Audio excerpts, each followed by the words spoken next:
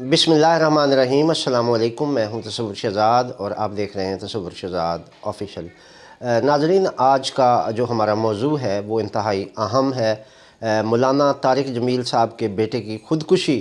आज का हमारा मौजू है और इस मौजू के हवाले से मुख्तलिफ़ आरा आ रही हैं। मौलाना तारिक जमील साहब की अहल खाना की जानिब से, ख़ुद मौलाना तारिक जमील साहब ने भी ट्विटर पर इस हवाले से ट्वीट किया, उनके बेटे ने भी इस हवाले से वजाहती वीडियो जारी की। उसके बावजूद बाज़ हलकों की जानिब से इस ख़ुदकुशी को ख़ुदकुशी तस्लीम नहीं किया जा रहा। ये कत्ल है या ख़ुदकुशी, इसके हवाले से आज हमने मौज़ूए गुफ्तगू मुंतखब किया है। अगर आपने हमारा चैनल सब्सक्राइब नहीं किया तो सब्सक्राइब कर लीजिए, बेल आइकन का बटन दबा दीजिए और कमेंट सेक्शन में अपनी राय से हमें ज़रूर नवाजिएगा। नाज़रीन, मौलाना तारिक जमील साहब के बेटे आसिम जमील ने गुज़श्ता दिनों ख़ुदकुशी कर ली और मौलाना तारिक जमील की जानिब से बाकायदा ये कहा गया कि उनके बेटे ने ख़ुदकुशी की है, जो हमारे लिए बहुत बड़ा सदमा है और हमारी पूरी फैमिली इस सदमे से दोचार है। लिहाजा किसी किस्म की राय ज़नी ना की जाए इस हवाले से कि ये क्या मामला था। उन्होंने इस हवाले से मामला जो है ना वो क्लियर कर दिया अपने तौर पे, लेकिन ये बात उस वक्त मज़ीद मशकूक हो गई जब उन्होंने पोस्टमार्टम कराने से इनकार कर दिया। अगर पोस्टमार्टम होता तो ये बाज़ जो तफ्तीशी अफसरान हैं पुलिस के, उनकी भी राय ये है और जो डॉक्टर्स हैं उनके साथ भी इस हवाले से मैंने गुफ्तगू की है। तो पुलिस के कुछ रिटायर्ड तफ्तीशी अफसरान से इस हवाले से मैंने बातचीत की है, तो उनका कहना है कि अगर ये ख़ुदकुशी नहीं थी, अगर ये ख़ुदकुशी थी तो मौलाना को इसका पोस्टमार्टम करवाना चाहिए था। पोस्टमार्टम ना करवाने से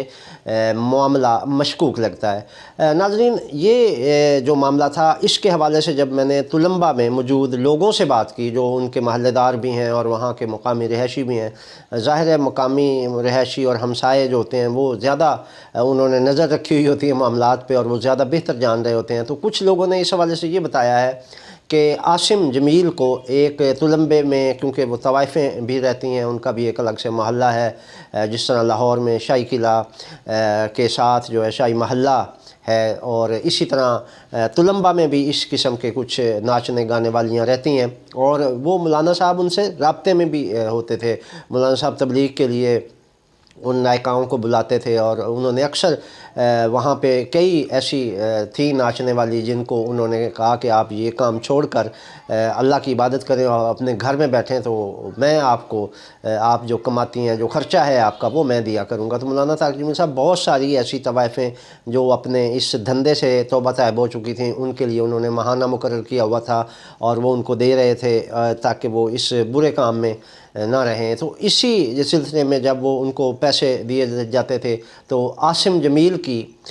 जो है नज़र इंतखाब एक तवाइफ़ की बेटी पर पड़ी, तो वो उन्हें पसंद आ गई। वो बहुत खूबसूरत लड़की है ये कहा जाता है। तो जब उनको वो लड़की पसंद आई तो उन्होंने मौलाना तारिक जमील साहब से कहा कि मैं इस लड़की से शादी करना चाहता हूँ, जिस पर मौलाना तारिक जमील साहब ने साफ़ इनकार कर दिया और उन्होंने कहा कि ये मुमकिन ही नहीं है कि तुम एक तवाइफ़ की बेटी से शादी करो जबकि तुम एक आलिम दीन के बेटे हो। तो इस पर आसिम जमील ने ज़िद भी की और उन्होंने कहा कि नहीं, अगर आप इस पे आपकी कोई शख्सियत पे ज़द पड़ती है तो आप हमारी शादी करके हमें बैरून मुल्क मुंतकिल कर दें, मैं दुबई में जाकर मुंतकिल हो जाऊंगा और वहाँ रहूँगा और पाकिस्तान नहीं आऊँगा और किसी को पता भी नहीं चलेगा कि मैंने किसके साथ शादी की हुई है। इसके बावजूद मौलाना तारिक जमील साहब इस पर रज़ामंद ना हुए और उन्होंने तवाइफ़ को बुलाकर भी पहले समझाने की कोशिश की, बाद में डराया धमकाया भी गया। तो ये मामला जब ज़्यादा बढ़ा तो फिर कहते हैं कि मौलाना तारिक जमील साहब की जानिब से डॉक्टरों से मशवरा किया गया और फिर आसिम जमील को कुछ ऐसी अद्वियात और इंजेक्शन दिए जाने लगे जो उनकी मौत का सबब बने। इस हवाले से नाज़रीन, ये इलाके के लोगों की राय थी कि कुछ लोगों ने अपना नाम ना ज़हर करने की शर्त पर बताया कि ये मामलात थे और तारिक जमील साहब काफ़ी नालां थे अपने इस बेटे से। और इसके अलावा आसिम जमील की जानिब से ये भी मौलाना तारिक जमील साहब को कहा गया था कि जो जायदाद का उसका हिस्सा बनता है वो उसको दे दिया जाए तो वो अलग थलग हो जाएगा और अपनी ज़िंदगी गुजारेगा। اس طوائف کی بیٹی سے بچانے کے لیے مولانا طارق جمیل صاحب نے عاصم جمیل کی شادی بھی کروا دی تھی، جو 2-2.5 سال بڑی مشکل سے چلی اور اس کے بعد طلاق ہو گئی تھی، اور اس کے بعد عاصم جمیل وہ اچھی خاصی ٹینشن میں رہتا تھا۔ اب یہ کہتے ہیں مولانا طارق جمیل صاحب کا جو موقف ہے کہ عاصم جمیل نے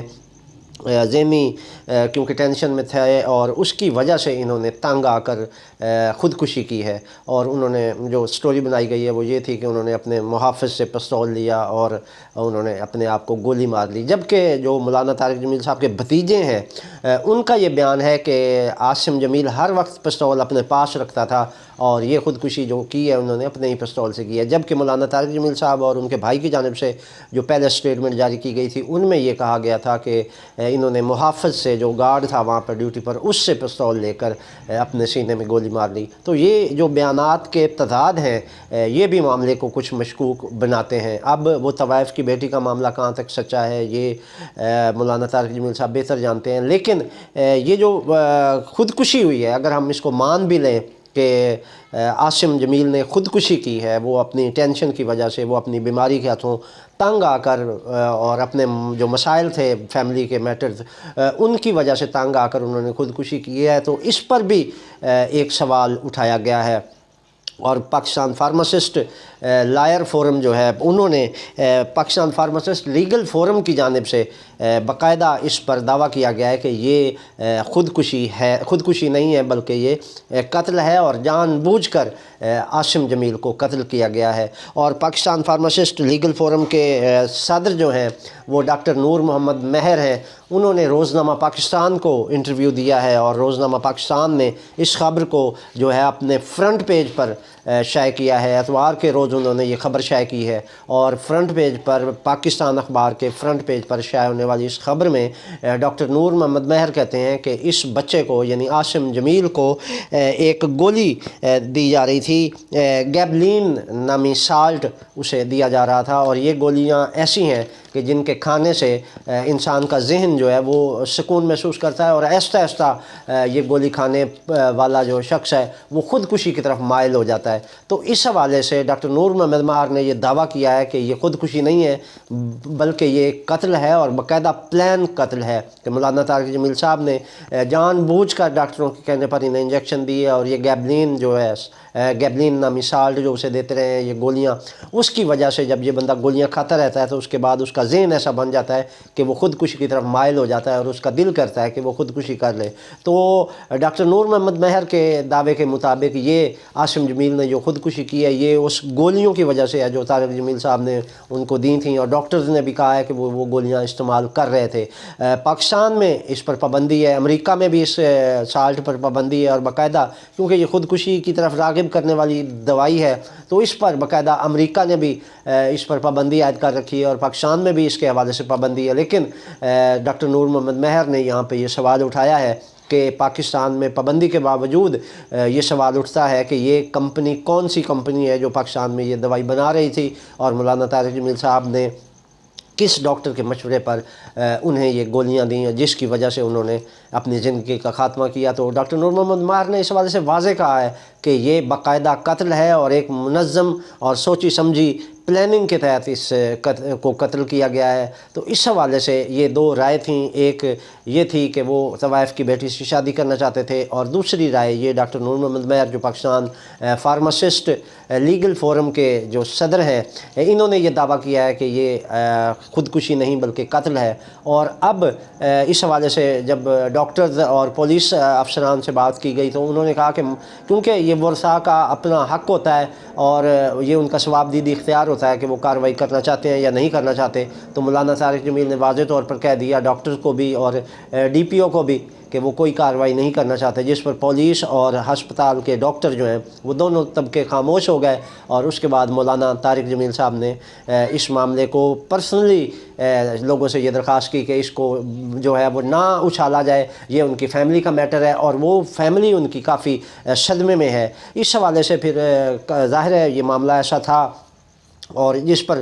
خاموشی اختیار کر لی گئی۔ لیکن ناظرین یہاں پر ایک اور سوال بھی اٹھتا ہے کہ جب سے میں خود مولانا طارق جمیل صاحب کا فین ہوں، باقاعدہ ان کا بیان سنتا ہوں اور باقاعدگی کے ساتھ ان کے بیانات جو ہے وہ روز تقریباً میں ایک نہ ایک ان کا بیان سنتا ہوں۔ تو اس حوالے سے مولانا طارق جمیل روز اول سے ڈرا رہے تھے ہمیں کہ خودکشی حرام ہے اور خودکشی نہیں کرنی چاہیے، خودکشی کرنے والے کی بخشش نہیں ہوتی۔ لیکن جب یہ معاملہ ہوا، عاصم جمیل کی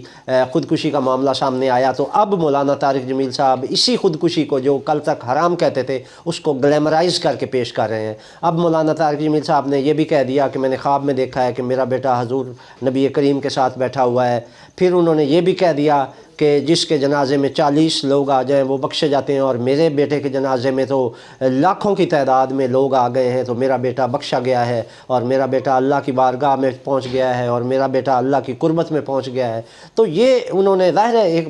میں جانتا ہوں کہ ایک باپ ہونے کے ناطے کیا جذبات ہوتے ہیں ایک بیٹے کے لیے، اور پھر جوان بیٹے کی موت واقعی بہت بڑا صدمہ ہوتی ہے۔ لیکن کیا شریعت اس بات کی اجازت دیتی ہے کہ ہم ایک حرام فعل کو گلیمرائز کر کے پیش کریں؟ اس طرح تو مولانا طارق جمیل صاحب سے یہ سوال بنتا ہے کہ جس طرح آپ خودکشی کو گلیمرائز کر کے پیش کر رہے ہیں، اس طرح نوجوان نسل میں خودکشی کا رجحان بڑھے گا۔ آپ تو خودکشی کی حوصلہ افزائی کر رہے ہیں۔ پاکستان کے مسائل آپ کے سامنے ہیں، لوگ پریشان ہیں، بے روزگاری عام ہے، معاشی بحران کی وجہ سے ہر گھر کا ہر فرد پریشان ہے۔ تو کیا لوگ جب اس صورتحال میں آپ کا بیان سنیں گے اور آپ کی یہ خودکشی کی گلیمرائزیشن کو دیکھیں گے تو کیا ان کا دل نہیں کرے گا کہ وہ بھی خودکشی کر کے اللہ کی قربت حاصل کر لیں؟ تو اس حوالے سے بھی یہ ایک سوال سوشل میڈیا پر بھی اور عوامی حلقوں میں بھی کیا جا رہا ہے کہ مولانا طارق جمیل صاحب آخر کیوں ایک حرام فعل کو، ایک خودکشی کو گلیمرائز کر کے پیش کر رہے ہیں۔ تو اس حوالے سے ناظرین یہ دو اس وقت رائے پائی جا رہی ہیں۔ ایک تو وہ طوائف کے حوالے سے تھا کہ مولانا طارق جمیل اس حوالے سے بہت زیادہ تنگ تھے اپنے بیٹے سے اور انہیں رستے سے ہٹانا چاہتے تھے، اور دوسرا یہ جو دوائی دی گئی ہے یہ بھی ایک سوالیہ نشان ہے کہ آخر گیبلین نامی جو سالٹ اسے دیا جا رہا تھا اس کی وجہ سے ان کا رجحان خودکشی کی طرف ہوا اور انہوں نے خودکشی کی۔ لیکن ابھی تک ناظرین یہ سوال اپنی جگہ قائم ہے کہ یہ خودکشی ہے یا قتل، لیکن یہ چیز اپنی جگہ پر مسلم ہے اور ایک سوالیہ نشان چھوڑ گئی ہے۔ اب دیکھنا یہ ہے کہ اس واقعے کا انجام کیا ہوتا ہے، کیونکہ قتل کہتے ہیں کہ چھپتا نہیں ہے، اور اگر یہ قتل تھا تو بہت جلد بے نقاب ہو جائے گا۔ تصور شہزاد کو اجازت دیجیے، اللہ نگہبان۔